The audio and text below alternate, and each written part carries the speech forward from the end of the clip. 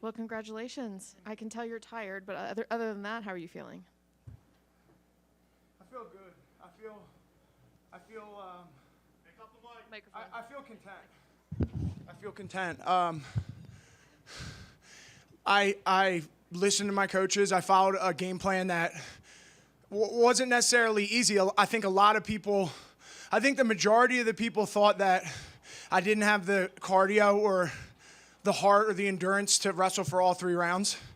And for me, it was like, especially after I didn't finish that arm triangle, like in the weeks leading up to the camp, like leading up to the fight, like I played it in my head so many times where, like, if I got to my position, I was just going to give like 100% into the finish and not worry about what happens if I don't get it. And I was able to put 100% into the submission, not get the finish, yet still fight through and like just learn how to survive. You know, I'm up on the scorecards, and like I think it means more to me than going out and getting like a beautiful finish. Was there extra pressure on you going into the Absolutely. Coming off 2 losses against a guy that's not in the top 30. Yeah, for sure. Like the thought of like, if I don't win this, I'm done, certainly popped into my head, a few times. How do you stay positive during that time when you're not winning and you're sitting and waiting for a fight and then you're... I mean, dude, I don't mean to sound cliche, but like I really have been through like so much shit in my life, like with the drugs and substance abuse and going through treatment and getting arrested. Like I've been through way worse positions where, like, I know I've said this before, like winning a fight or winning 2 fights, or losing a fight or losing 2 fights, where like, dude, if I don't have to wake up and have to go find $10 to get high, like I'm winning at life. You know what I mean? Like the average life expectancy for an IV heroin user is 26 years old. Like I'm winning no matter what, whether I win out here or lose. Like as cliche as it sounds, like that's really how I put it in perspective. Andre, when was that turning point in your life where you... 2018. I tried like really hard to kick at home. Ended up going down the way, getting high and overdosing. Got arrested, and through that, went through treatment and was able to get clean and go pro. That was the point where I was able to go pro. And yeah, my life's just been constantly getting better. Like my daughter was born in 2019. That was like a huge pivotal moment for me.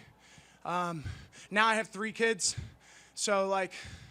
It's crazy. Like my son was born 2 months ago, and we've been out here for 2 weeks trying to get ready for this fight. Like it's really hard. Like it's been really tough being away from my family, but I can't wait to get home and be with them.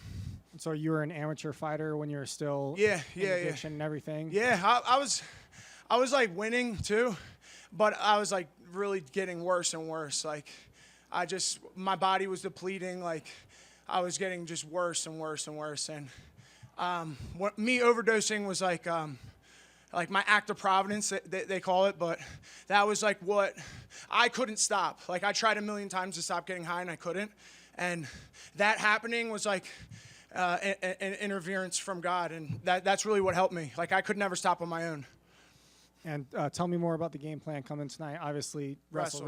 Yeah. Was that to capitalize on your strengths, but also knowing Josh maybe couldn't get up off the canvas if you got him down? Yeah, absolutely. Both. Yeah, it was. We knew where we had the advantage. I had done some training with Josh in the past, and I knew where I had the advantage over him. I think that I'm a better striker than Josh. I think I could win a striking match with Josh, but my grappling is so much better than him, and I'm in a position where I was coming off 2 losses, and it's not about getting a highlight or anything like that. It's about doing what I have to do to win and keep this career going and provide for my family and keep this career going that I love so much. I love fighting. Yeah. I mean, thank you, Joey Pfeiffer.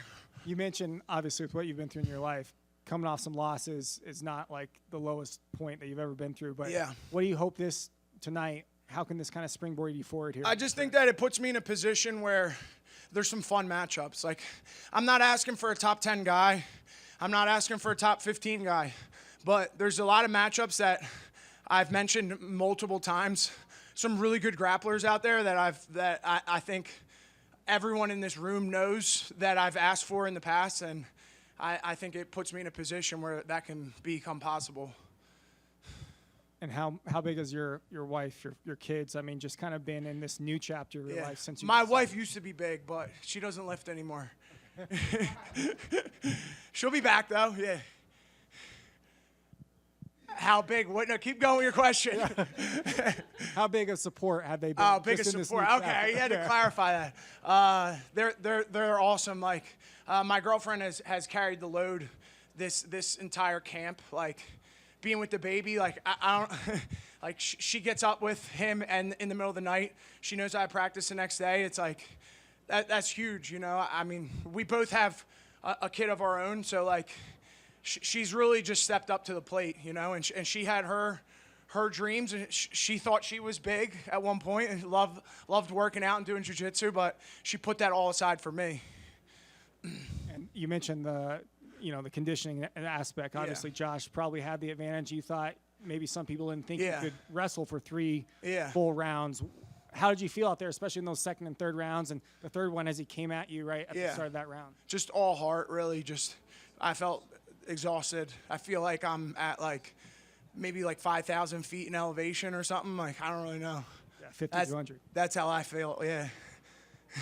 And I guess final one for you. Do you ever stop and look back at where you were 5-10 years ago? I mean, do you ever kind of pause and reflect on just kind of how low you were compared to where you are now? Yeah, I mean, the best, not the best, the hardest reminder for me is like seeing the kids that or the guys that I was in treatment with, and a lot of them are still getting high, and it's just like I'm so many worlds move on from that, and it's just I'm so grateful that I'm not there anymore. Thanks, man. Yeah, I appreciate it. Cool.